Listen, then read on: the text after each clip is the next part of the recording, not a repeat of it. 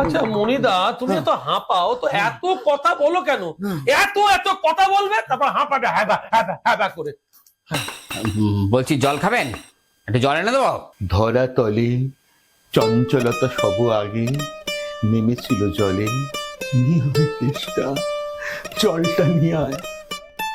আরে শোন, এই যে তোর হাঁপানির রোগ, এত কষ্ট পাচ্ছিস, প্রাণায়াম বা যোগ ব্যায়াম কিছু করিস না?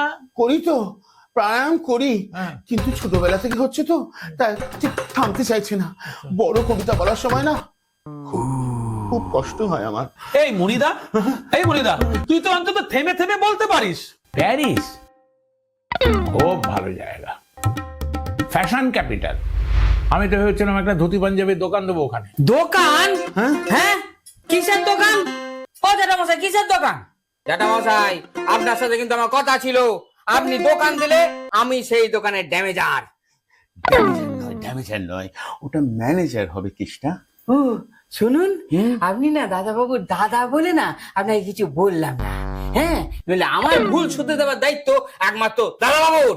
ভূতের মতো চেহারা, যেমন নির্বোধ ঘোর, তাকে জোহার গিন্নি বলেন কেষ্টা লাগায়। চো চো চো চো।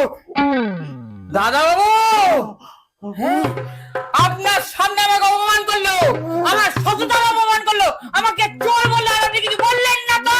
না, আমি জল খাবো। আমি দেব না। যে আমাকে চোর বলে, যে আমার সততার অপমান করে, তাকে আমি জল